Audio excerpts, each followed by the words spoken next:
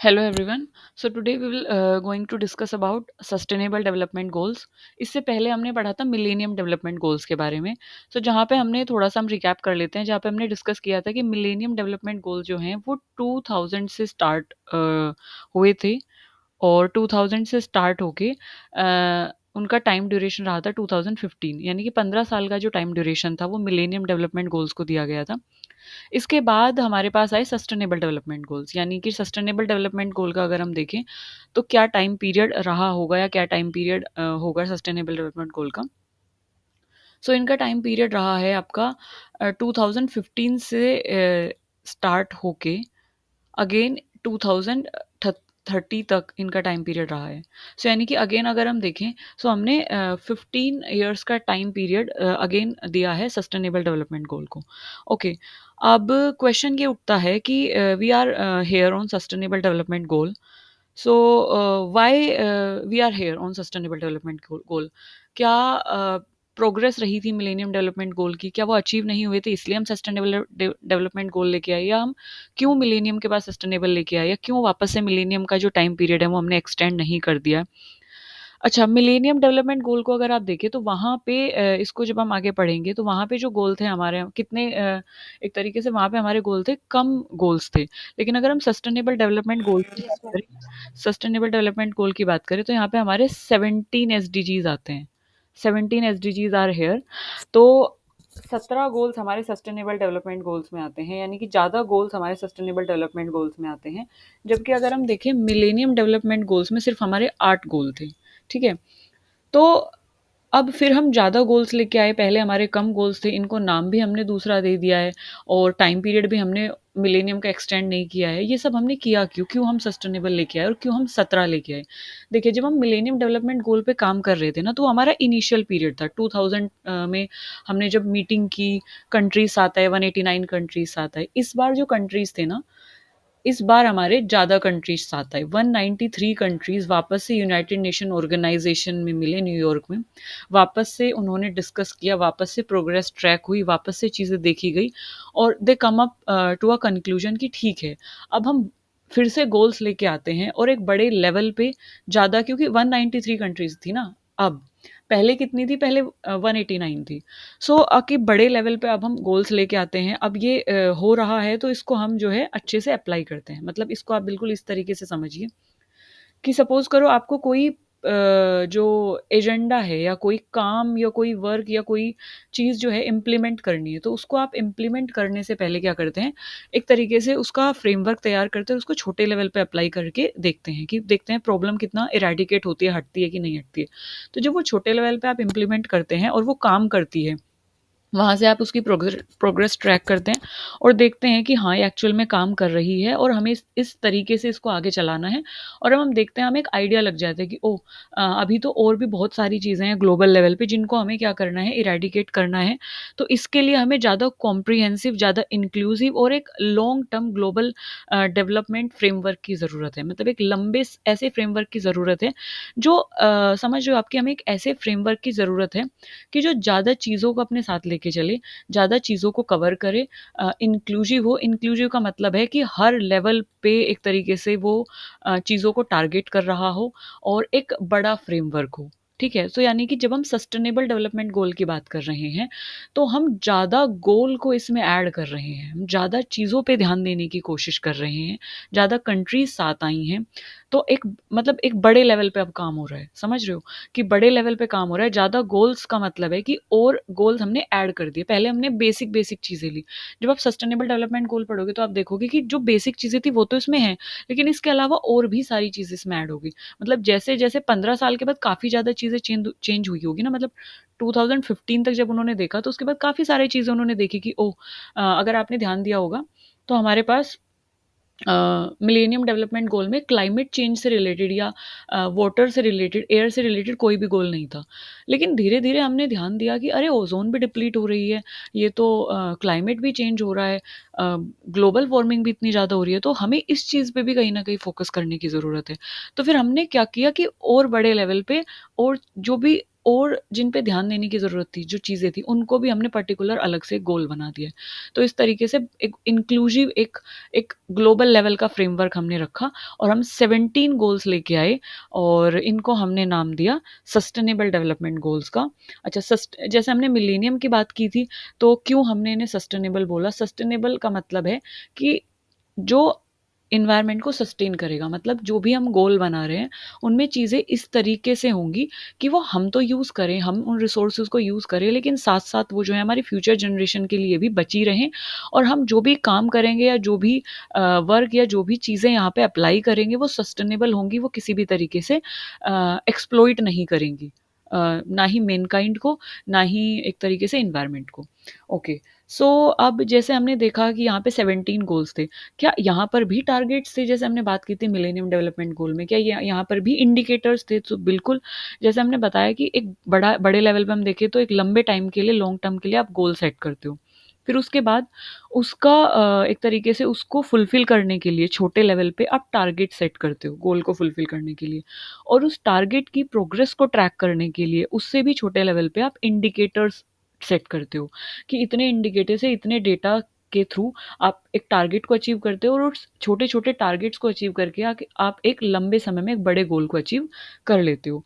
Okay, so if we talk about sustainable development goal, तो 17 जैसे मैंने बताया हमारे पास गोल्स थे, तो फिर टारगेट्स कितने थे? सो इसको थोड़ा याद रखने वाली बात है, क्योंकि पूछ लिया जाता है, गोल्स और टारगेट्स इसमें मेन है। सस्टेनेबल डेवलपमेंट गोल्स में हमारे 169 टारगेट्स थे। अगर मैं इंडिकेटर्स की बात करूँ तो हमारे पास 231 इंडिकेटर्स थे। 231 indicators थे। So here we have 169 targets and 231 indicator. Indicators उतना कोई ज़रूरी है नहीं, क्योंकि उसके ये तो थोड़ा बहुत डेटा में चेंज होता रहता है, क्योंकि ये एक कम टाइम के लिए होता है, यानी कि कम टाइम ड्यूरेशन के लिए होता है। बट मेन जो है वो गोल्स हैं, बहुत इंपॉर्टेंट, और उससे कम इंपॉर्टेंट अगर हम देखें तो टारगेट्स हैं। सो 17 गोल, 169 टारगेट्स इन SDG, यानी sustainable development goals. So this is it. Okay, ये कुछ चीज़ें थी जो याद रखने वाली हैं इसमें। उसके बाद हम आते हैं गोल्स पे। अब गोल्स क्या-क्या थे? क्या इसमें बताया गया क्या-क्या चीज़ें थी? ओके, सबसे पहला जैसे हमने बताया, अब मिलेनियम डेवलपमेंट गोल की अगर हम बात कर रहे थे, तो सबसे पहला गोल अगर आपको याद हो तो था कि हंगर को ख़त्म करना है, पॉवर्टी को ख़त्म करना है। तो इसमें भी बिल्कुल ऐसे है। अच्छा देखो, मुद्दा जो है ना, जो इश्यूज़ जो इश्यूज़ इरेडिकेट नहीं हुए 15 सालों में और जो बिल्कुल वैसे ही रहे हैं और जिन पे ध्यान देने की ज़रूरत है, अब जैसे पॉवर्टी है या हंगर है, वो एक ऐसी चीज़ है कि 15 साल भी आपको ध्यान देने की ज़रूरत है, उसके बाद भी आपको, ऐसा नहीं है कि हमने 15 साल तक उस चीज़ पे काम किया और उसके बाद हमने उसे छोड़ दिया। वो वापस से आ सकती है, या एक तरीके से हंगर वापस से आ सकता है, या माल न्यूट्रिशन वापस से एग्ज़िस्ट कर सकता है, पॉवर्टी वापस से एग्ज़िस्ट कर सकती है। तो कुछ चीज़ें ऐसी हैं जिन पे आपको कंटिन्यूअसली फ़ोकस करने की ज़रूरत है, जैसे कि एजुकेशन, जैसे कि हेल्थ, जैसे कि पॉवर्टी, ओके, हंगर। तो हमने इसको भी, जब हम आफ्टर 15 ईयर वापस से मिले, तो हमने इसको भी सेट किया, इसको भी रखा कि हाँ, ये एक इम्पोर्टेंट चीज़ है जिस पे हमें हमेशा काम करने की ज़रूरत है। अगले 15 ईयर्स तक इस पे काम करने की ज़रूरत है। तो सबसे पहला हमारा गोल आता है नो पॉवर्टी। सो इसको आप बिल्कुल इसी तरीके से लर्न करें कि जैसे आपने मिलेनियम डेवलपमेंट गोल किया था कि सबसे पहले इंसान को क्या चाहिए कि उसकी भूख खत्म हो, है ना? हंगर खत्म हो, गरीबी खत्म हो, पॉवर्टी ना हो उसके पास पैसा होगा, देन वो रोटी, कपड़ा, मकान, अपनी बेसिक जो नेसेसिटी है उनको पूरा कर पाएगा। सो हमारा जो गोल था वो यही था। गोल का नाम क्या था? गोल का मतलब अगर स्टेटमेंट में पूरा बोलूँ, जैसे मैंने आपको मिलेनियम में भी बताया था कि स्टेटमेंट थोड़ा-सा रिकैप करना, थोड़ा-सा याद रखना ज़रूरी है, क्योंकि वहाँ पे वो स्टेटमेंट मेंशन करते हैं। वो नो पॉवर्टी नहीं देंगे। नो पॉवर्टी तो एक तरीके से लर्न करने का, कि फर्स्ट जो गोल है that is related to poverty. But statement क्या है? स्टेटमेंट है end poverty in all forms everywhere. अगर थोड़ा-सा आप वापस से रिकैप करेंगे और मिलेनियम डेवलपमेंट गोल्स पे जाएँगे, तो मिलेनियम डेवलपमेंट गोल में क्या था? इरेडिकेट एक तरीके से हंगर एंड पॉवर्टी। आपको हंगर और पॉवर्टी को कहीं न कहीं ख़त्म करना है। यहाँ पे क्या है कि आपको पॉवर्टी को कम बिल्कुल ही क्या कर देना है? ज़ीरो कर देना है, ख़त्म कर देना है बिल्कुल, हर जगह से, हर फ़ॉर्म में। समझ रहे हो? हर जेंडर से, हर मतलब एक तरीके से रिच ज़्यादा रिच ना हो, पुअर ज़्यादा पुअर ना हो। ये जो गैप है ना इकोनॉमी का, ये जो गैप है फाइनेंशियल स्टेटस का, ये एग्ज़िस्ट ना करे, तो हर फ़ॉर्म में, हर जगह से आपको पॉवर्टी को एंड करना है। सो ये हमारा फर्स्ट गोल था और इसमें टारगेट क्या सेट किया था, जैसे मैंने आपको बताया कि टारगेट हमारा था 2030, यानी कि 2015 से 2030 हमारा टारगेट सेट किया गया था, नेक्स्ट 15 ईयर्स तक के लिए वापस से गोल रखे गए। बस आपको ये ध्यान रखना है कि मिलेनियम 15 साल तक के लिए थे, उसके बाद सस्टेनेबल आ गए, वो भी 15 साल तक के लिए। तो 2000 टू 2015 मिलेनियम रहे, और 15 से लेके 30 आपके एसडीजीज यानी सस्टेनेबल डेवलपमेंट गोल्स रहे। उसके बाद जैसे सबसे पहला हमारा पोवर्टी को ख़त्म करना है, तो कब तक? 2030 तक eradicate poverty in all form everywhere, और reduced at least by half of the proportion. वही बताया गया है कि वुमेन्स में से, चिल्ड्रन में से, मेन में से आपको जितनी भी पोवर्टी है उसको एटलीस्ट 2030 तक आपको क्या कर देना है, रिड्यूस कर देना है, उसको कम कर देना है। और ये चीज़ आपकी नेशनली इंटरनेशनली हर जगह पे एक तरीके से अप्लाई हो। सॉरी। सो इस तरीके से building resilience of the poor and those in vulnerable situation and reduce their exposure and vulnerability to climate related extreme events. और जैसे कि क्लाइमेट रिलेटेड इवेंट्स होते हैं तो उसमें भी गरीब होंगे लोग, घर नहीं होगा उनके पास, तो जो भी डिज़ास्टर आते हैं सबसे पहले उस डिज़ास्टर के एक तरीके से अंडर में, या उस डिज़ास्टर के चपेट में सबसे पहले वही लोग आते हैं जिनके पास बेसिक्स नेसेसिटी या एक तरीके से घर नहीं होते हैं। सो ये सारी चीज़ें को हम कंट्रोल कर सकते हैं 2030 तक, बाई क्या करके, ending poverty. That is the first goal.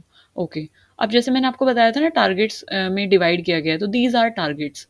तो टोटल मिला के हमारे कितने टारगेट्स हैं? 169 टारगेट्स। तो हर गोल को इस तरीके से टारगेट में डिवाइड किया गया है। दैट इज़ सेकंड हमारा गोल, दैट इज़ रिलेटेड टू, अब देखो यहाँ पे सेकंड गोल, अब अगर मैं मिलेनियम एमडीजीज़ की बात करूँ, मिलेनियम डेवलपमेंट गोल्स, एमडीजी की बात करूँ मैं, तो वहाँ पे पॉवर्टी और हंगर को एक ही गोल कंसीडर किया था। कहीं न कहीं उस पे कम ध्यान दिया गया। अगर मैं बात करूँ 8 गोल थे, तो कहीं न कहीं चीज़ों पे मतलब एक ही में उसको कंसीडर कर लिया गया। और सबसे पहले मतलब यू कैन से कि ट्रायल करके नहीं देखते हैं कि let's let's do the trial, देखते हैं कि कितना हम इसको कंट्रोल कर पाते हैं, कैसे चीज़ें होती हैं।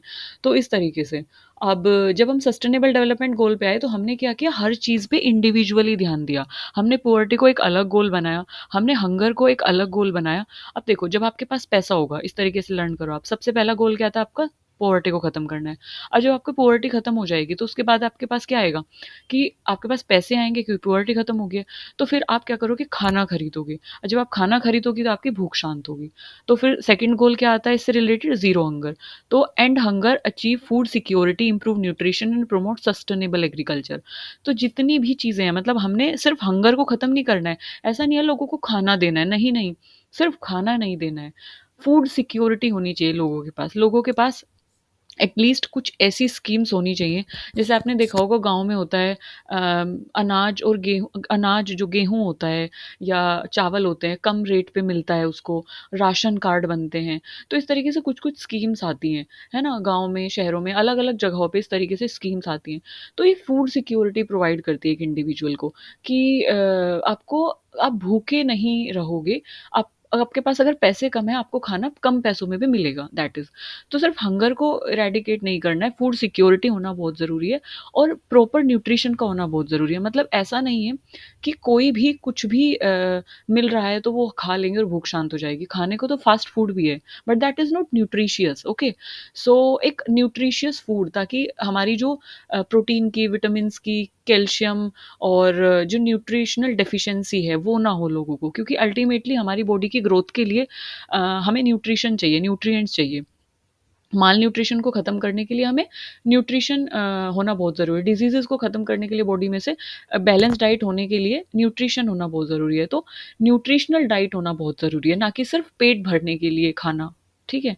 तो न्यूट्रिशन को इम्प्रूव करना, फूड सिक्योरिटी का होना, और टू प्रमोट सस्टेनेबल एग्रीकल्चर, और एक ऐसी एग्रीकल्चर जो कि सस्टेनेबल हो, जो कि रिसोर्सेज़ को एक्सप्लॉइट ना करे। सो दैट इज़, अब इसमें क्या-क्या टारगेट्स रहे हैं कि वही हंगर को एंड करना है हर जगह से, ताकि सब लोगों तक फूड की एक्सेसिबिलिटी हो, चाहे वो गरीब हो, चाहे वो अमीर हो, चाहे वो मेन है, वुमेन है, चिल्ड्रन है, ओल्ड एज पीपल हैं, कोई भी है, ठीक है? माल न्यूट्रिशन सभी तरीके से हर फॉर्म में ख़त्म करना है। अडोलसेंट गर्ल्स हैं, प्रेग्नेंट लेडीज़ हैं, या लैक्टेटिंग मदर्स है। लैक्टेटिंग मदर या लैक्टेटिंग वुमेन कौन होती है? लैक्टेटिंग वुमेन होती हैं जो डिलीवरी के बाद अपने बच्चे को मिल्क फीडिंग करती हैं, तो वो लैक्टेटिंग वुमेन होती हैं।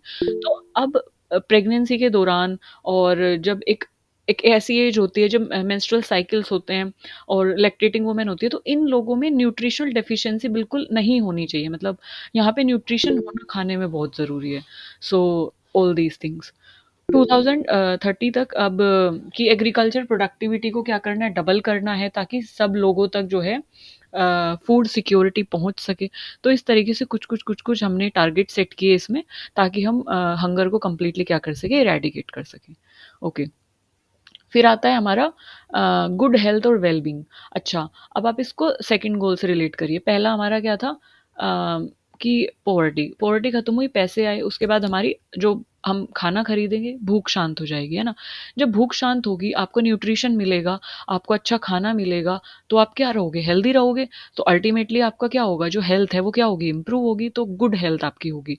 वेलबींग वेलबींग मतलब आप मेंटली फिट रहोगे, आप फिजिकली फिट रहोगे, आप अवेयर रहोगे, आप फ़ोकस रहोगे, तो आपकी एक जो ओवरऑल वेल-बीइंग है, आपकी जो हेल्थ है, वो कहीं न कहीं इम्प्रूव होगी। तो आपकी हेल्थ इम्प्रूव होगी, आपकी वेल-बीइंग इम्प्रूव होगी, तो इस तरीके से सारी चीज़ें इम्प्रूव होंगी। Ensure healthy lives and promote well-being at all ages. तो जो गोल थर्ड है, वो ये कहता है कि हर एज पे, हर जेंडर में क्या होगा कि वेल-बीइंग को प्रमोट करना, एक हेल्दी लाइफ़ को प्रमोट करना, एक तरीके से उसको इम्प्रूव करना बहुत ज़रूरी है।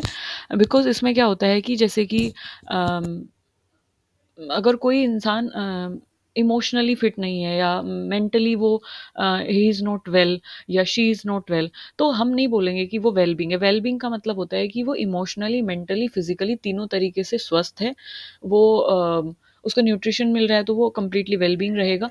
तो हर एज पे वेल बीइंग जो है उसका ध्यान रखे जाना बहुत ज़रूरी है, चाहे वो बच्चा है, बूढ़ा है, या जो अडल्ट है, कोई भी है, या वो अपार्ट फ्रॉम जेंडर वो विमेन है या मेन है, कोई भी है, ठीक है।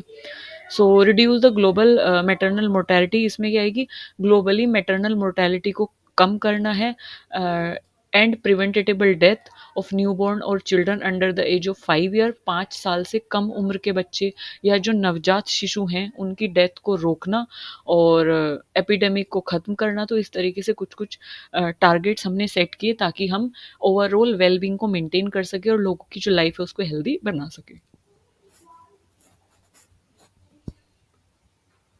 Okay, now moving on to fourth goal, that is quality education. अब हमारा फोर्थ आता है क्वालिटी एजुकेशन। मतलब अगर हमारी वेलबींग ठीक है, अगर हम ओवरऑल हेल्दी हैं, अगर हम फिट हैं, तो फिर हम क्या करेंगे, ऑब्वियस सी बात है कि फिर हमारी जो नेक्स्ट नेसेसिटी है पढ़ना, कि हमें अपना एटलीस्ट नाम लिखना आना चाहिए। हमें अगर सैलरी मिली, अगर हम वर्क कर रहे हैं, तो हमें पता हो कितनी है। एक जो बेसिक चीज़ें हैं, इक्वालिटी क्या होती है, किसी से बात कैसे करना है, ऑल दोज थिंग, तो वो सब कैसे आएगी, एजुकेशन से आएंगी। तो फिर हमारी जो बेसिक नेसेसिटी आ जाती है कि एजुकेशन, तो क्वालिटी एजुकेशन मिलना बहुत ज़रूरी है। अब इसमें ये एसडीजी क्या कहता है, किस तरीके की quality education, to ensure inclusive and equitable quality education and promote life long learning opportunity to all. तो इसमें ये कहता है कि इंक्लूसिव एजुकेशन होनी चाहिए, इक्विटेबल क्वालिटी एजुकेशन होनी चाहिए। मतलब जो शिक्षा है, पहले अगर आप थोड़ा-सा रिकॉल करो, तो मिलेनियम डेवलपमेंट गोल्स में क्या था कि प्राइमरी एजुकेशन मस्ट होनी चाहिए, मतलब एटलीस्ट प्राइमरी एजुकेशन होनी चाहिए। तो वहाँ पे जो ध्यान दिया गया था, वो दिया गया था कि प्राइमरी एजुकेशन पे ध्यान दिया गया था। मतलब एक तरीके से कम लेवल की चीज़ों पे आपको सेटल करने के लिए, मतलब कम लेवल की चीज़ें बोली गई थी कि primary is okay, like primary पे फ़ोकस किया गया था। बट जब सस्टेनेबल की बात की गई, तो यहाँ पे फ़ोकस कर रहा है कि नहीं, इक्विटेबल क्वालिटी एजुकेशन मिलनी चाहिए, सिर्फ़ प्राइमरी नहीं। सिर्फ प्राइमरी तक आप नहीं टिकोगे। सबको क्वालिटी एजुकेशन मिलनी चाहिए, अच्छी एजुकेशन मिलनी चाहिए, और इक्विटेबल वे में। इक्विटेबल का मतलब है कि चाहे वो लड़का हो, अपार्ट फ्रॉम देयर जेंडर, चाहे वो ट्रांसजेंडर है, गर्ल है या बॉय है, या किसी भी, मतलब जो भी जेंडर है, अपार्ट फ्रॉम जेंडर, उसको एजुकेशन मिलनी चाहिए, और क्वालिटी एजुकेशन मिलनी चाहिए। अच्छा, इंक्लूसिव का मतलब क्या है? इंक्लूसिव का मतलब है कि apart from gender, apart from disability. मतलब ऐसा नहीं है कि जो फिजिकली डिसेबल्ड पीपल हैं, या जो बोल नहीं सकते, सुन नहीं सकते, देख नहीं सकते, लिख नहीं सकते, ऐसा नहीं है कि आप उनको डिवॉइड कर दोगे। So apart from their physical disability, apart from their gender, apart from their religion, apart from their caste, इन सब चीज़ों को परे रखते हुए, इन सब चीज़ों को साइड रखते हुए, सभी इंडिविजुअल को, हर एक इंसान को एजुकेशन मिलना बहुत ज़रूरी है। इसको बोला गया इंक्लूसिव। इंक्लूसिव मतलब जो किसी, इंक्लूसिव मतलब समानता हो, मतलब असमानता नहीं है जिसमें, समानता हो एजुकेशन में। तो जेंडर में भी, रिलीजन में भी और फिज़िकल डिसेबिलिटी भी एक तरीके से यहाँ पे हिंड्रेंस क्रिएट ना करे। तो सबको क्वालिटी एजुकेशन मिले and promote life long learning opportunity for all, और एक लाइफ लॉन्ग लर्निंग अपॉर्च्युनिटी हो सभी के लिए। एंड देन जैसे बताया गया, जेंडर डिस्पैरिटी ना हो, असमानता ना हो एजुकेशन में जेंडर को लेके, है ना? सभी को हर लेवल पे एजुकेशन मिले, वो वोकेशनल ट्रेनिंग मिले। वोकेशनल ट्रेनिंग मतलब कि कुछ स्किल इन्हांस करने वाली जो ट्रेनिंग होती है, जैसे कि आर्ट और होम साइंस और ये मतलब सिलाई कढ़ाई वगैरह सिखाते हैं, और कुछ भी जिससे आपकी स्किल इन्हांस हो और आप डेली लाइफ में उसको यूज़ कर सके, दैट इज़ ओके। सो फिर हमारा आता है जेंडर इक्वेलिटी। जैसे हमने मिलेनियम डेवलपमेंट गोल में भी इसको याद किया था कि किस तरीके से उसको याद किया था मिलेनियम डेवलपमेंट गोल में, कि जब आपके पास एजुकेशन होती है तो उसके बाद आपको क्या करते हो, आपको कहीं न कहीं समझ आने लगती हैं चीज़ें कि क्या चल रहा है। क्या चल रही हैं चीज़ें और किस तरीके से आपको क्या प्रोवाइड करना है और किस तरीके से आपको चीज़ें समझनी है। तो जब आपको चीज़ें समझ में आने लगेंगी, जब आप अवेयर हो जाओगे चीज़ों से, तो आपको समझ आने लगेगा इक्वालिटी क्या होती है, जेंडर क्या होता है और जेंडर में इक्वालिटी किस तरीके से ला सकते हैं, कहाँ-कहाँ पे एग्ज़िस्ट कर रही है, कैसे उसको ख़त्म किया जा सकता है, डिस्पैरिटी को कैसे ख़त्म किया जा सकता है। तो ये सब चीज़ें वो हमें तब समझ आती है जब हम एजुकेटेड हो जाते हैं। तो फिर हम जेंडर इक्वालिटी की तरफ बढ़ते हैं। तो achieve gender equality and empower all womens and girls. So empower का मतलब होता है एक तरीके से सशक्तिकरण करना। सशक्तिकरण का मतलब है कि हमें उन्हें प्रैक्टिकल स्किल सिखानी है, हमें उन्हें एबल बनाना है कि अगर कोई नहीं भी है, तो वो अकेले चीज़ों को हैंडल कर सकें, उनको मेंटली इतना स्ट्रॉन्ग बनाना है, फिज़िकली इतना स्ट्रॉन्ग बनाना है, एटलीस्ट उनसे चीज़ें आएँ।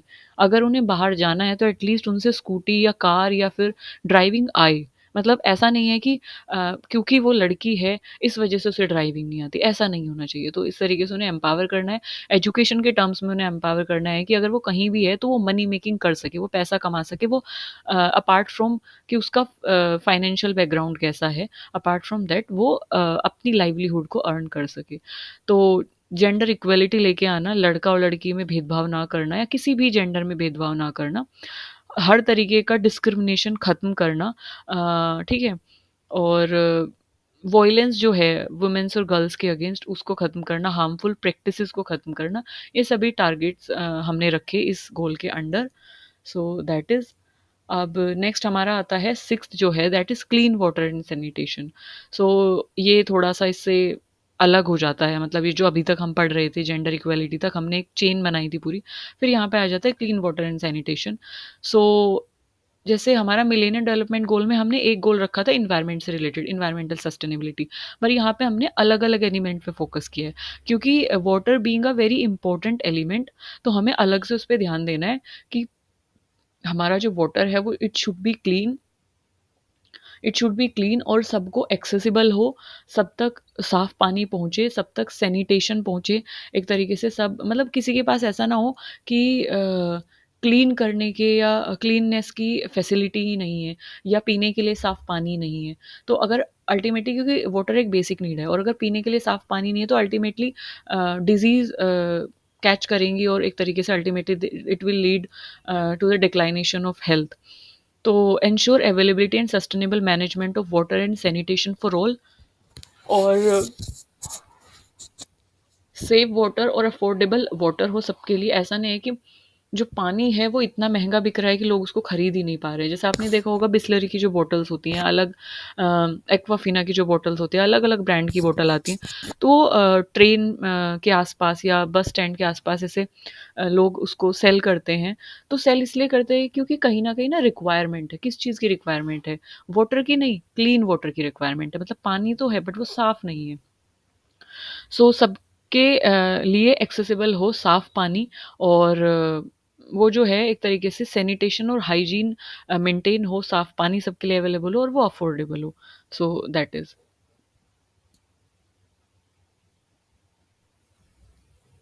फिर हमारा आता है अफोर्डेबल और क्लीन एनर्जी। सो आप इसको ऐसे रिलेट कर सकते हैं कि अफोर्डेबल और क्लीन एनर्जी मतलब पानी जैसे वाटर होता है ना, तो वाटर से टरबाइन रोटेट करके, जैसे हाइड्रो पावर प्लांट होता है ना, वाटर से टरबाइन रोटेट करके बिजली का निर्माण किया जाता है, इलेक्ट्रिसिटी जनरेट की जाती है। तो आप इसको थोड़ा सा वहाँ से रिलेट कर सकते हैं। मतलब सबसे पहला जो गोल है वो वाटर से रिलेटेड है। देन सेवंथ जो गोल है वो कहीं न कहीं एनर्जी से रिलेटेड है।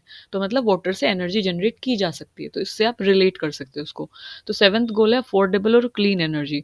सो इसमें ये क्या कहता है कि ensure access to affordable, reliable, sustainable and modern energy for all, कि सब तक जो है अफोर्डेबल एनर्जी पहुँचे। अफोर्डेबल मतलब कि ज़्यादा बिजली ऐसे ना हो कि इतना ज़्यादा बिजली का जो टैक्स है या इतने ज़्यादा उसका बिल आ जा रहा है कि लोग उसे अफ़ोर्ड ही नहीं कर पा रहे कि ठीक है कोई बात नहीं, हम हम कोयले से या केरोसिन ऑयल से एक तरीके से लैंप लिट कर लेंगे हम। ये सब चीज़ें ना हो, क्योंकि एक क्लीन एनर्जी का होना बहुत ज़रूरी है। अगर वो क्लीन एनर्जी है तो वो एनवायरनमेंट को पॉल्यूट नहीं करेगी, और अगर वो क्लीन है तो वो अफ़ोर्डेबल भी होना बहुत ज़रूरी है, क्योंकि अफ़ोर्डेबल होगी तो ही लोग उसको यूज़ करेंगे और तो ही एनवायरनमेंट प्रोटेक्ट होगा। दैट इज़, तो रिलायबल हो, वो सस्टेनेबल हो, मॉडर्न एनर्जी हो। क्या है, किस तरीके की एनर्जी है वो, जैसे कि सोलर पावर। तो सोलर पावर जो सोलर पावर प्लांट होते हैं, सोलर जो एक तरीके से फोटोवोल्टिक सेल्स होती है, तो उससे हम इलेक्ट्रिसिटी जनरेट करते हैं, विंड से इलेक्ट्रिसिटी जनरेट करते हैं, हाइड्रो पावर से, या फिर एक तरीके से वाटर से इलेक्ट्रिसिटी जनरेट करते हैं। तो दीज आर क्लीन एनर्जीज, तो जहाँ से कोई भी ग्रीन हाउस गैस एमिशन नहीं हो रहा है, कोई भी CO2 एमिशन नहीं हो रहा है, या कोई भी ऐसे इन्वायरमेंट को पोल्यूट करने वाले कोई भी एलिमेंट्स वहाँ से रिलीज नहीं हो रहे हैं। सो इसलिए हमने उसको क्लीन बोला गया है, इसलिए इसको क्लीन बोला है। अफोर्डेबल मतलब कि सब तक वो अफोर्ड कर ली जाए, सब उसको आसानी से खरीद सके। जैसे कि सोलर पावर फोटोवोल्टिक सेल की मैं बात करूँ, तो आसानी से वो आप अपनी रूफ टॉप पे लगा सकते हो, छत पे लगा सकते हो। तो एक एक एक पैनल टाइप का आता है, आप अपनी आसानी से, तो ज़्यादा जगह भी वो एक तरीके से स्पेस भी नहीं एक तरीके से लेता है। सो दैट इज़ अफोर्डेबल और क्लीन हो। देन आपका आता है decent work and economic growth. Then हमारा आता है कि डिसेंट वर्क और इकोनॉमिक ग्रोथ, कि सबको जो है promote sustained inclusive sustainable economic growth, full productive employment and decent work for all. So सबके लिए किस तरीके का वर्क हो, सबके सबको वर्क करने की, सबको जॉब करने की आज़ादी हो, सबके लिए डिसेंट वर्क की अवेलेबिलिटी हो, कि सब अपने हक से और बिना डर के काम कर सके अपार्ट फ्रॉम जेंडर।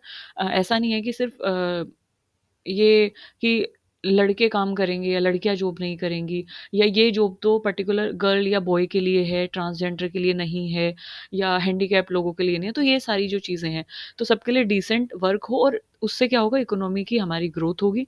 तो it promote sustain inclusive, inclusive फिर से वही बोला गया है कि असमानता ना हो चीज़ों में, इंक्लूसिविटी हो। इंक्लूसिविटी मतलब कि अपार्ट फ्रॉम, अगर उस बंदे के अंदर स्किल्स हैं, उस जॉब के रिगार्डिंग उसके अंदर स्किल है, चाहे वो लड़का है या वो लड़की है या वो अदर जेंडर से है, या वो बोल नहीं सकता, सुन नहीं सकता, या जो भी सारी चीज़ें हैं, अगर वो उस तरीके की स्किल होल्ड करता है, तो उसको वो वर्क मिलना चाहिए। और ताकि ये एक हमारी इकोनॉमिक ग्रोथ में ये हेल्प करेगा, और सबको एक तरीके से आज़ादी से रहने का क्या करेगा, एक राइट, अधिकार देगा। सो दैट इज़, और देन आता है, then we have industry, innovation and infrastructure. Okay, so इससे आप 8 गोल से इस तरीके से आप रिलेट कर सकते हो कि जब लोग डिसेंट वर्क करेंगे, जब लोग काम करेंगे, जब इकोनॉमी की ग्रोथ होगी, तो ज़्यादा से ज़्यादा क्या होंगी, क्योंकि काम लोग कहाँ पे करेंगे, काम ढूंढने के लिए लोग इंडस्ट्री में आएंगे। तो नाइन्थ जो गोल है that is something related to industry, innovation और इंफ्रास्ट्रक्चर। समझ रहे हो? तो इसमें 3 टर्म इंपॉर्टेंट है। इंडस्ट्री, अब लोग काम करने के लिए कहाँ पे आएंगे, क्या ढूंढेंगे, इंडस्ट्री। इंडस्ट्री कैसे सेट होती है, जब कुछ तो नया, कुछ तो बनता है, कुछ तो इनोवेटिव आइडियाज़ आते हैं, फिर वो एक तरीके से एग्जीक्यूट होते हैं इंडस्ट्री में। तो वहाँ से आप इसे रिलेट कर सकते हैं कि इनोवेशन जब होगी, अब उसके लिए हमें क्या चाहिए, इंफ्रास्ट्रक्चर चाहिए। इंफ्रास्ट्रक्चर क्यों चाहिए, क्योंकि लोग काम करेंगे, लोग रहेंगे, तो इंडस्ट्री बनेगी, तो बिल्डिंग्स बनेगी, लेबर जो काम करेंगे उनके लिए बिल्डिंग्स बनेगी, आसपास जो है क्या होगा, आसपास एक तरीके से और मार्केट्स की अवेलेबिलिटी सेटअप होगी, और वो सारी चीज़ें एक तरीके से सेटअप होंगी। तो industry, innovation and infrastructure related ninth goal है। And build resilient infrastructure, promote inclusive sustainable industrialisation and foster innovation, कि एक ऐसे इंफ्रास्ट्रक्चर सेट करना जो रिजिलियंट हो, जो सबके लिए, सबको बेसिक फैसिलिटीज़ प्रोवाइड कर रहे हों, और इंक्लूसिविटी को प्रमोट कर रहे हों, सबके लिए सेफ हों, हेल्दी हों, और सस्टेनेबल इंडस्ट्रियलाइजेशन हो। ऐसा ना हो कि इंडस्ट्रियलाइजेशन तो हो रहा है, बट वो क्या कर रहा है, इमेंस अमाउंट में डिफॉरेस्टेशन कर रहा है, ग्रीन हाउस गैस को एमिट कर रहा है। तो मतलब इंडस्ट्री तो सेटअप कर ली, बट वो इन्वायरमेंट को इतना पोल्यूट उसने कर दिया कि हम वापस से बाउंस बैक ही नहीं कर पा रहे हैं। तो ये सब चीज़ें नहीं होनी चाहिए। तो डिज़ाइन उसका इस तरीके से होना चाहिए, इको या ग्रीन इंफ्रास्ट्रक्चर क्रिएट करे, इको डिज़ाइनिंग उसकी होनी चाहिए ताकि वो सस्टेनेबल हो। Quality, reliable, sustainable, resilient infrastructure उसमें हो। तो इस तरीके से दैट इज़। फिर नेक्स्ट गोल जो हमारा आता है दैट इज़ रिड्यूस्ड इनइक्वालिटी। अब आप इसको इस तरीके से नाइन्थ गोल से रिलेट कर सकते हैं कि जब इंडस्ट्री सेटअप होंगी, जब लोग काम करेंगे, तो लोगों में क्या होगा, इनइक्वालिटी नहीं रहेगी, मतलब कि असमानता नहीं होगी। कि जैसे कि गर्ल भी अर्न कर रही है, बॉय भी अर्न कर रहा है, तो there is no inequality, both they are earning, so both they are equal. So in that term you can relate कि इनइक्वालिटी जो कि है वो रिड्यूस होगी। इनइक्वालिटी रिड्यूस होगी लोगों के बीच में, जेंडर के बीच में और कंट्रीज़ के बीच में। कि जब इकोनॉमी की ग्रोथ होगी तो 2 कंट्री के बीच में, जैसे कि अब एक पर्टिकुलर कंट्री है, अमेरिका है, बहुत ज़्यादा अमीर है, रिसोर्सेज़ बहुत ज़्यादा है, चीज़ें बहुत ज़्यादा है, लोग बहुत एजुकेटेड हैं। और एक पर्टिकुलर कंट्री अगर हम लेते हैं अफ्रीका, कंपैरेटिव टू अमेरिका बहुत, मतलब उसकी इकोनॉमी इतनी अच्छी ख़ास नहीं है, और वहाँ पे लोग बहुत पॉवर्टी से जूझते हैं, हंगर से जूझते हैं। तो वो सब चीज़ें जो है उसको, इस इनइक्वालिटी को अमंग द वर्ल्ड ख़त्म करना है। सोशल, इकोनॉमिकल और पॉलिटिकल लेवल पे हमें क्या करना है, इक्वालिटी को प्रमोट करना है, दैट इज़। फिर नेक्स्ट गोल जो आता है दैट इज़ सस्टेनेबल सिटीज़ और कम्युनिटीज़। कि जो सिटीज़ हैं वो, सिटीज़ जो हम डेवलप कर रहे हैं, कम्युनिटीज़ जो डेवलप कर रहे हैं, दैट शुड बी सस्टेनेबल। क्यों? क्योंकि आपने देखा होगा कि आजकल लोग रूरल एरियाज़ में, मतलब रूरल एरियाज़ में पहले लोग रहते थे, अब भी रहते हैं, बट मोस्ट ऑफ द लोग क्या करते हैं, जितना ज़्यादा जनरेशन आगे बढ़ती जा रही है, तो जो रूरल एरियाज़ होते हैं वो अर्बन एरियाज़ में या तो कन्वर्ट होते जा रहे हैं, या तो लोग रूरल एरियाज़ से अर्बन एरियाज़ में माइग्रेट कर रहे हैं। तो कहीं न कहीं वो जो एग्रेरियन एरियाज़ थे, एग्रीकल्चर वाले एरियाज़ थे, वहाँ पे हाईवे सेटअप हो गए हैं, या सिटीज़ सेटअप हो गई है, कॉलोनीज़ एक तरीके से कट कर दी गई हैं वहाँ पे, कॉलोनीज़ बना दी गई हैं, तो वो अर्बनाइज़ेशन की तरफ एक तरीके से बढ़ रही हैं चीज़ें। तो वहाँ पे सिटीज़ का एक तरीके से निर्माण हो रहा है, सिटीज़ में एक तरीके से वो तब्दील हो रही हैं चीज़ें। तो अब जब सिटीज़ में चीज़ें डेवलप हो रही हैं, या सिटीज़ अर्बनाइज़ेशन चीज़ों का हो रहा है, तो अर्बनाइज़ेशन कैसा होना चाहिए? सस्टेनेबल होना चाहिए। कम्युनिटीज़ कैसी होनी चाहिए? सस्टेनेबल होनी चाहिए। तो इसमें क्या बोला गया है, make cities and human settlement inclusive, safe, resilient and sustainable. कि जो सिटीज़ हैं और जो ह्यूमन सेटलमेंट है वो कैसे कैसे होने चाहिए? इंक्लूसिव होने चाहिए, सेफ होने चाहिए और रेज़िलिएंट होने चाहिए। तो दैट शुड बी कि इस तरीके से हमें रिसोर्सेज़ को एक्सप्लॉइट नहीं करना है कि हम आगे आने वाली जनरेशन के लिए कोई भी रिसोर्सेज़ ना छोड़ें। सो इस तरीके से नहीं होना चाहिए। Adequate, safe and affordable housing होनी चाहिए, बेसिक सर्विसेज़ वहाँ पे अ, एक तरीके से मिलनी चाहिए। ऐसा ना हो कि जो, जैसे आपने स्लम एरियाज़ का नाम सुना होगा, झुग्गी-झोपड़ी जिसे बोलते हैं हिंदी में, झुग्गी-झोपड़ियाँ। तो स्लम एरियाज़ में क्या होता है, स्लम एरियाज़ सस्टेनेबल थोड़ी होते हैं, स्लम एरियाज़ में बेसिक फैसिलिटी थोड़ी होती है, स्लम एरियाज़ में बहुत ज़्यादा एक तरीके से अनहाइजीनिक होता है वो, बहुत कम पीस ऑफ लैंड में बहुत ज़्यादा पॉपुलेशन रहती है, तो वहाँ पे सैनिटेशन नहीं होता है, तो जो लोग होते हैं उनके पास बेसिक फैसिलिटीज़ नहीं होती है, पुअर्टी एग्ज़िस्ट करती है, हंगर एग्ज़िस्ट करती हैं, तो वो सब चीज़ें नहीं हो, तो उन सिटीज़ को हम बोलते हैं सस्टेनेबल सिटीज़, जो कि ग्रीन सिटीज़ हैं और जहाँ पे बेसिक फैसिलिटीज़ अवेलेबल हैं, और वो एनवायरनमेंट को पोल्यूट नहीं कर रही हैं, उनको एक तरीके से सस्टेनेबल सिटीज़ बोला गया है। स्लम एरियाज़ को अपग्रेड करना है सस्टेनेबल सिटीज़ में, ये चीज़ यहाँ पे बोली गई है। और नेक्स्ट वन इज़ कि रिस्पॉन्सिबल कंजप्शन एंड प्रोडक्शन। कि जब हम चीज़ों को, अब सस्टेनेबल सिटीज़ हम क्रिएट कर रहे हैं, तो हम रिसोर्सेज को भी कंज्यूम करेंगे वहाँ पे, तो जब हम रिसोर्सेज को कंज्यूम कर रहे हैं तो ensure sustainable consumption and production pattern. कि जो कंजप्शन हो रहा है वो सस्टेनेबल होना चाहिए, प्रोडक्शन जो हो रहा है वो सस्टेनेबल होना चाहिए। और नेचुरल रिसोर्सेज का जब हम यूज़ कर रहे हैं, जब हम सिटीज़ को सेटअप कर रहे हैं, या हम किसी भी टर्म्स में अगर हम एग्रीकल्चर को एक्सपेंड कर रहे हैं, इंडस्ट्री को सेटअप कर रहे हैं, तो जो नेचुरल रिसोर्सेज, जो रॉ मटेरियल हम ले रहे हैं वहाँ से, ओवर एक्सप्लॉइटेशन नहीं करना है चीज़ों का, और ओवर प्रोडक्शन नहीं करना है। हमें जितनी ज़रूरत है चीज़ों की उतना प्रोड्यूस करना है, जितना हमें सेटअप करनी है कॉलोनीज़ उतनी सेटअप करनी है। हमें डिफॉरेस्टेशन नहीं करना है, या माइनिंग नहीं करनी है। मतलब ओवर, कहने का मेरा मतलब है कि अगर हमें अर्थ क्रस्ट से कोई भी चीज़ चाहिए फॉर एग्ज़ाम्पल कि जब हम खदानों से कोयला निकालते हैं या जब माइनिंग करके कोई भी मिनरल निकालते हैं तो ओवर एक्सप्लॉइट नहीं करनी है चीज़ें, जितना ज़रूरी है उतना ही एक तरीके से उसको लेना है। तो रिस्पॉन्सिबल कंज़प्शन करना है, उसके साथ-साथ रिस्पॉन्सिबल प्रोडक्शन करना है, क्योंकि जब प्रोडक्शन होता है तो इट अल्टीमेटली एक तरीके से प्रोडक्शन का मतलब है कि जब चीज़ों को हम बना रहे हैं इंडस्ट्रीज़ में, जब प्रोडक्शन हो रहा है चीज़ों का, तो वो क्या करेगा अल्टीमेटली रॉ मटेरियल लेगा। तो ऑब्वियस सी बात है कि ओवर अगर कंज़प्शन ओवर हो रहा है, तो कहीं न कहीं ओवर एक्सप्लॉइटेशन भी होगा चीज़ों का, that is. So food waste को क्या करना है, हाफ़ कर देना है ना? मतलब ओवर कंज़प्शन नहीं करना है चीज़ों का, इस तरीके से बोला गया है। वेस्ट जनरेशन को क्या करना है, रिड्यूस कर देना है, सो इस तरीके से। देन आता है हमारा इम्पोर्टेंट जो कि है climate change. So this goal is very much important, ये 13 नंबर का गोल है। इम्पोर्टेंट इसलिए है क्योंकि आजकल बहुत ज़्यादा क्लाइमेट चेंज बात होती है इस पर। ये आईपीसीसी जो है, international panel of climate change, so इसमें जो है कोप्स भी होती हैं, conference of parties related to climate change. ये सब इसीलिए क्योंकि क्लाइमेट चेंज एक्चुअली में एग्जिस्ट कर रहा है, वो हो रहा है। We can see it, we can feel it in terms of global warming, massive heat waves, wild fires. So climate change के बारे में बात करना ज़रूरी हो जाता है, तो ये गोल फ्रिक्वेंटली पूछ लिया जाता है, तो थोड़ा सा इसको ध्यान रखेंगे। 13 नंबर का गोल है, और गोल ये कहता है take urgent action to combat climate change and its impact, कि क्लाइमेट चेंज को रोकने के लिए अर्जेंट एक्शन की ज़रूरत है। और क्लाइमेट चेंज से रिलेटेड जो भी इम्पैक्ट है वो हमें देखने को मिलते हैं in the form of wild fire, in the form of heat waves, in the form of global warming.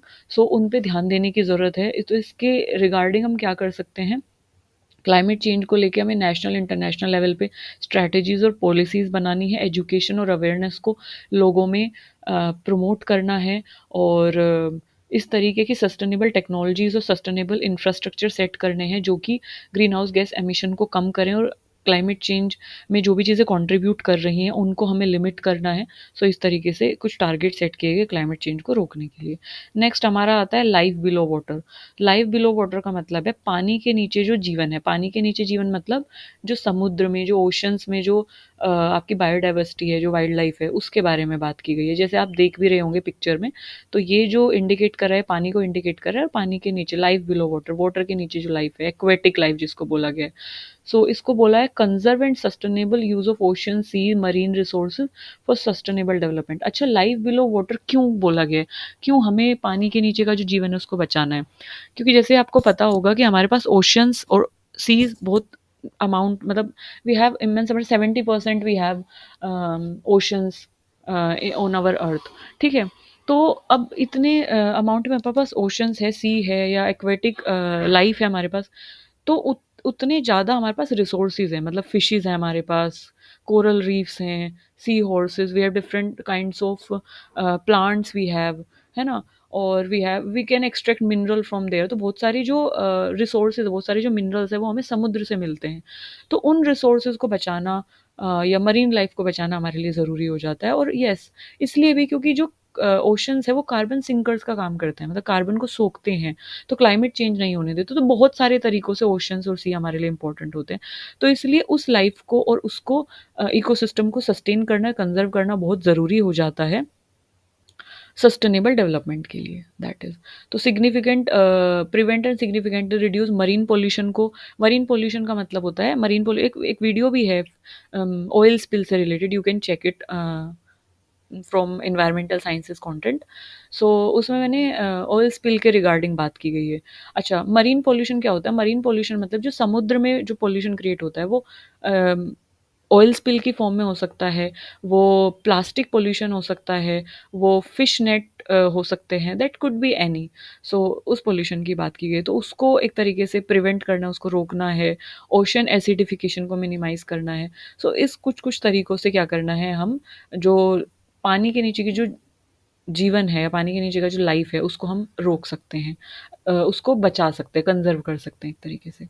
अच्छा, अगर हम पानी के नीचे के जीवन की बात कर रहे हैं, तो पानी के जो ऊपर का जीवन है या जो लाइफ ऑन लैंड है उसको भी एक तरीके से उस पे भी बात होनी चाहिए, क्योंकि अगर हम बात करते हैं 70% there is oceans and seas, तो 30% वी हैव लैंड ना on earth. So we should be careful about that कि उसको भी सेव करना हमारे लिए ज़रूरी हो जाता है। उसको भी सेव करना इसलिए ज़रूरी हो जाता है क्योंकि जब हम रिसोर्सेज़ की बात करते हैं अम, अपनी अर्थ पे, तो हमारे पास जितने वाटर में रिसोर्सेज़ हैं उतने ही हमारे पास इवन अलग-अलग फॉर्म में इकोसिस्टम है लैंड पे।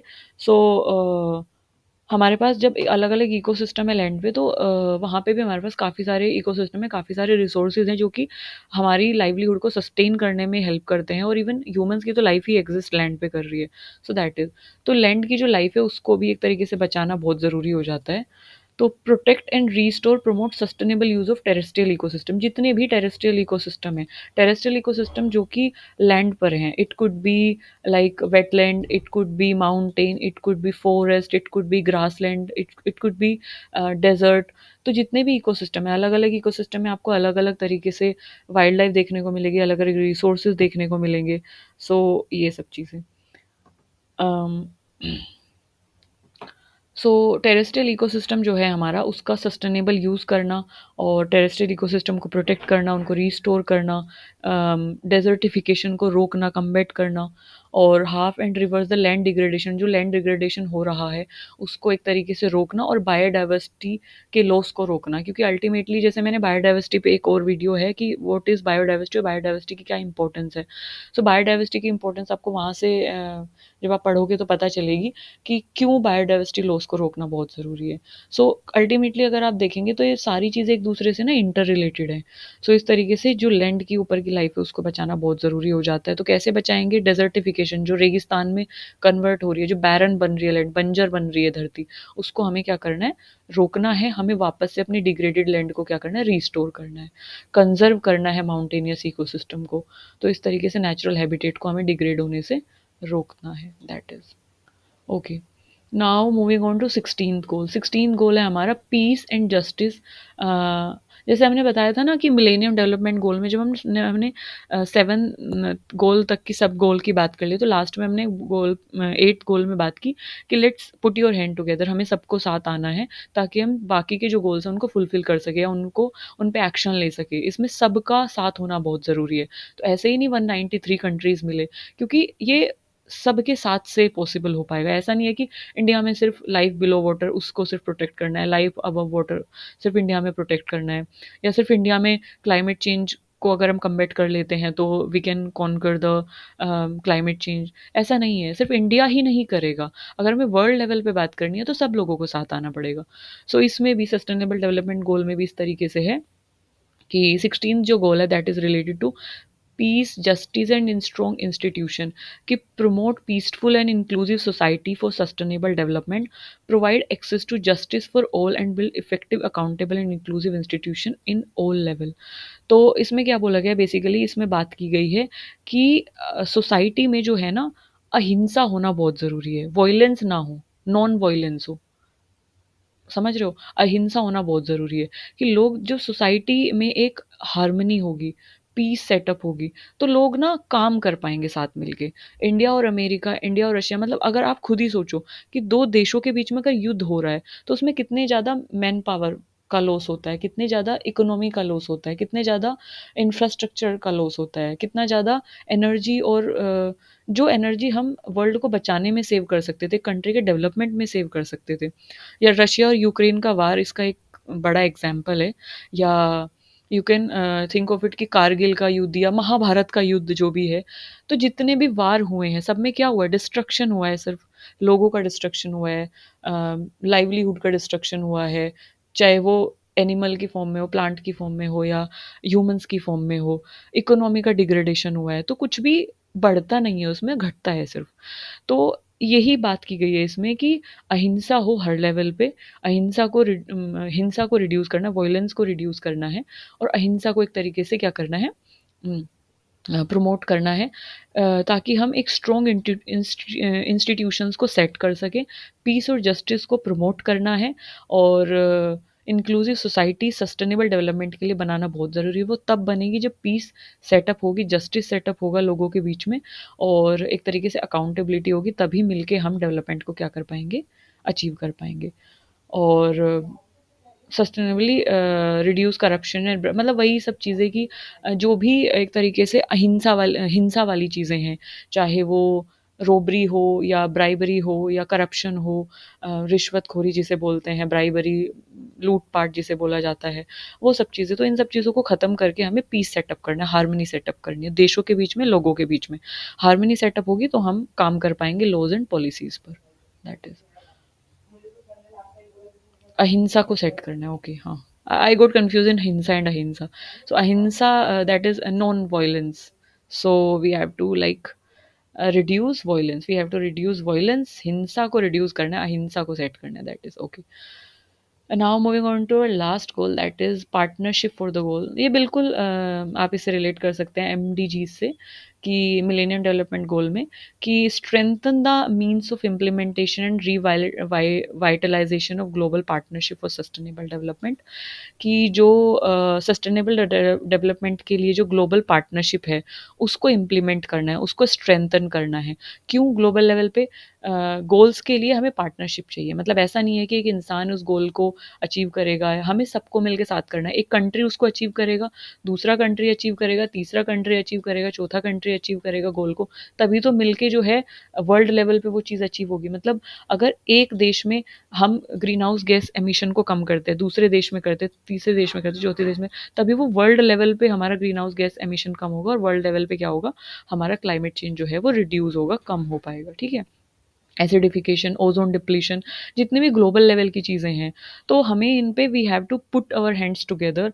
और पॉवर्टी को, हंगर को, जब हम डेवलपमेंट की बात करते हैं, सस्टेनेबल डेवलपमेंट की बात करते हैं, तो हम सभी को साथ आना है, तो इसलिए पार्टनरशिप होना बहुत ज़रूरी है। इन सब जितने भी हमें 16th के 16th गोल की बात की है उनके लिए, तो 17th गोल जो है वो साथ आने की बात करता है, पार्टनरशिप की बात करता है, कि let's put your hand together to make a peaceful sustainable society for the future. So that is it about the sustainable development goals. I hope आपको सारी चीज़ें इसमें क्लियर हुई होंगी, ये इसके टारगेट्स हैं, and this is it, okay. इसमें से सस्टेनेबल डेवलपमेंट गोल में 17 गोल है, 169 टारगेट है, ये चीज़ें आपको ध्यान रखनी है, ओके।